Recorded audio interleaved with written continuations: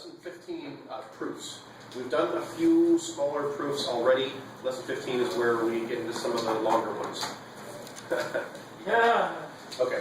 So I tried to summarize as best I could the things that you need to know for the proofs that we will do. Now, if you took a course that was specifically all about geometry, there would probably be more to it than this. This is the extent to which we're going to do. All the proofs that you will have in this class should be solvable following these steps. First of all, draw your figure and set up your statement and reason two-column format. These are called two-column proofs, by the way. And this is why, because we're going to make two columns. So the first thing you want to do is draw your figure and set up your two-column T. Then you have then list all your givens, and the problem will tell you that. So it'll say given, blah, blah, blah, blah, and this, and sometimes usually there's two, maybe three givens. Sometimes one, sometimes more than three, but it's usually two or three givens. And so you can start right off the bat by just, when you set up your T here with statement and reason, just make the first couple lines given, because that's information that the problem has given you. So in example 15.5, I copied the picture from the book. I set up my two columns, and the book tells me that line AB is congruent to line CB, and also says that line BD is the bisector of angle B.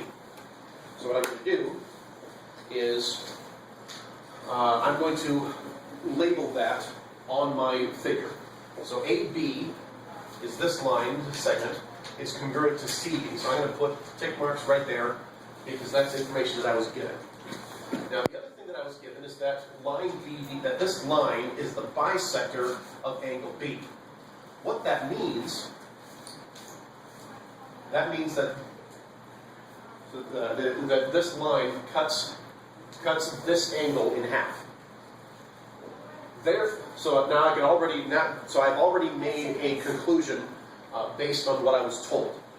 So what I'm going to say here is I'm going to say that which two angles are congruent, therefore.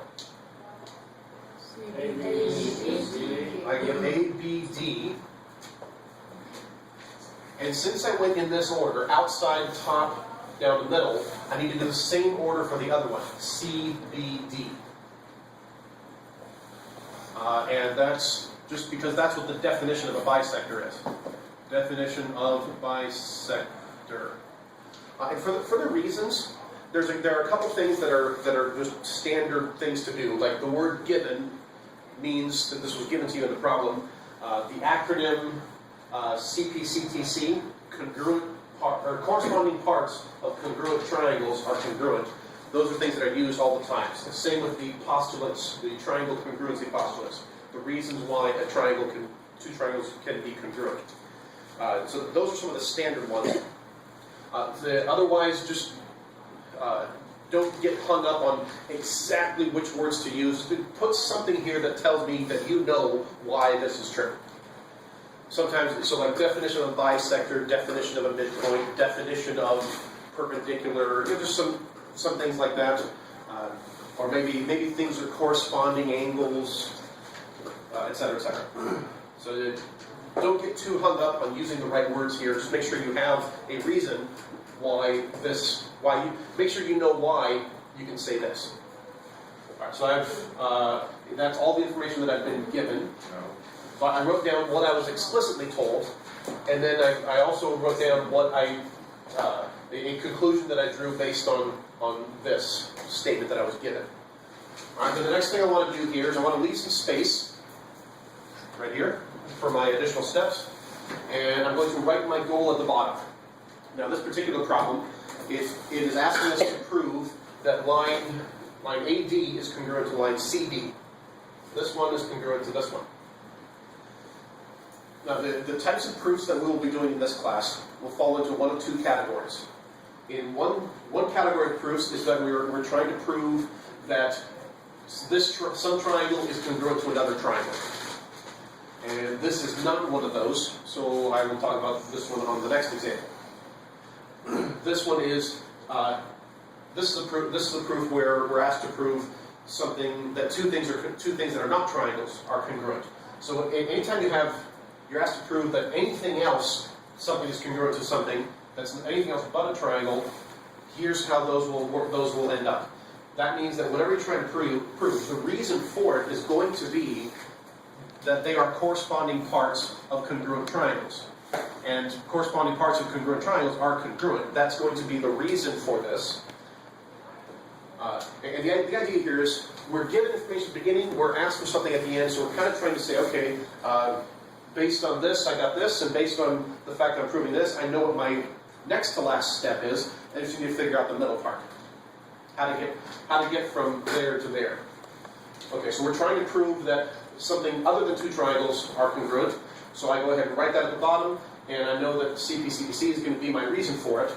And if these two things, line AB and line CD, they are going to be corresponding parts of congruent triangles, therefore my next previous step, I need to be able to say that two certain triangles are congruent. I don't know what they are quite yet. Neat. Okay.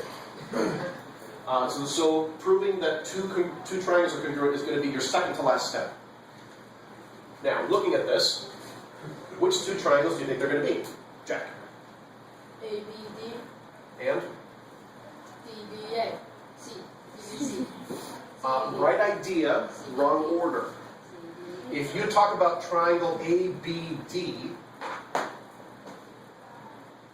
what is the other triangle? CBD. CBD, yes. Alright. So now we've set up our skeleton. We've set up the information we were given and what the obvious thing was from that, and we've set up where we need to end up. And the way to get here is by proving that these two triangles are congruent. So now what we have to do is figure out which postulate we're going to be using. Are we going to say that these two triangles are congruent because of SSS, SAS, ASA, AAS, or HL? And so we need to figure out which one of those things is going to work to prove these two triangles. Now what we have is we have a side and we have an angle. So right there, we're probably not going to be doing this one. We don't know that they are right triangles, so we're probably not going to use HL. It's going to be one of these. And usually you only have to use this one if one of these two doesn't work. So are we likely to find the side angle side or angle side angle? Side angle. Side angle side. Which brings us to, by the way, what I have to think down here, if you can see it. But if you're going to use a side twice, a side and angle twice, like once in each of two triangles, you have to specify that it is congruent to itself, and that's called the reflexive axiom. Because line BD is in both triangles. And so what you do is, if I remember correctly, I think I could just do two marks like that. Sometimes the other way to do it is to just put a circle on it like that. Either way, the picture is for your benefit. So this one here, I'm going to use line BD twice, once in this triangle, once in this triangle. So I need to say that line BD is congruent to line BD, and that's called the reflexive axiom.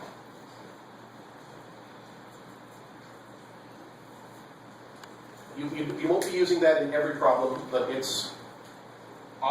happens often enough that you want to make a note of it. Okay, so do we have enough to say that the two triangles are congruent? For one of these reasons?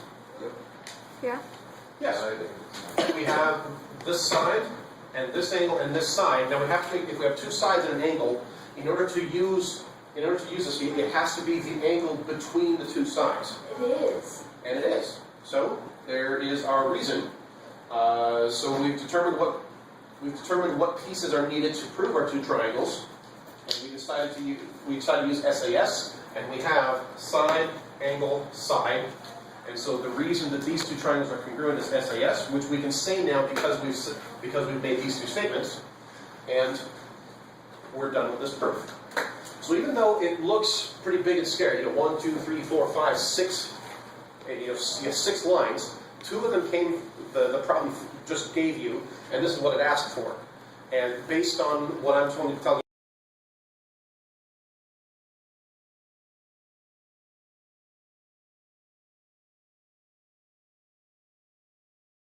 think about, fill it out. And in case you're wondering, the answer to the question is this whole 2-column chart. Okay, so there's example 15.5. Okay. All right, so example 15.6. Oops, forgot the label was 15.6. Here's our shape, and I've set up my 2-column proof. So I've copied the figure from the book. I've set up my 2-column statement and reasons. I have listed the givens right here. So the next thing to do is I'm going to mark the givens on the figure. I'm color coding this. I'm going to use black or brown.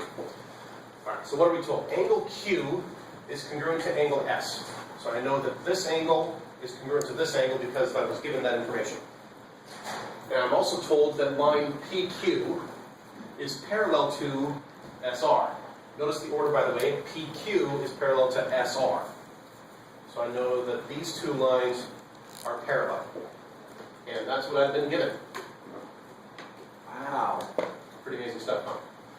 Here's a little tip.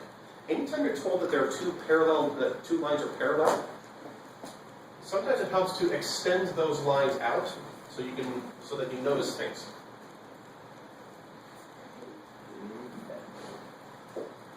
Alright, and so I've marked my givens on there, and now I know what it is, so I've left a space, and my goal at the bottom of this one is to prove that that triangle PQR, so that this triangle right here is congruent to RSP, this one here. And like I said, there are two types of proofs that you will encounter in this book. We did the other one with example 15.5. This one falls into this category. We are trying to prove that two triangles are congruent. Therefore, we need to figure out which postulate we're going to be using. Now, we are already told that these two angles are congruent, so we're probably not going to use SSS. And from the look of things, these are not right triangles, so we're not going to be using HL. That leaves these three. And like I said, this one is, usually you can do one of these two, SAS or ASA. And so let's aim for one of these two and see what we can find out from that. Just as a quick idea here, do you think we're going to use anything twice in both triangles? Or use something twice, once in each triangle? Yeah. What? PR. Line PR is in both triangles. So line PR is congruent to line PR, and that's the reflexive axiom.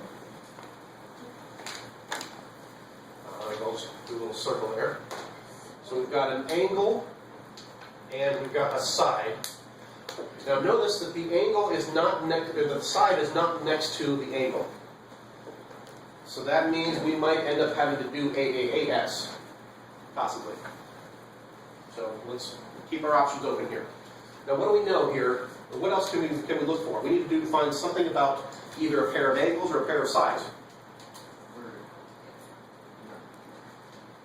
No, vertical angles, there are some problems that do that. Vertical angles are when two lines cross, and you're talking about those angles right there. And we don't, we could make vertical angles, but I don't think we need to in this problem.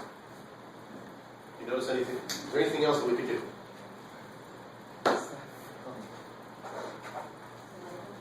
Remember I said that anytime you have parallel sides, extend those sides out and see if that helps notice anything.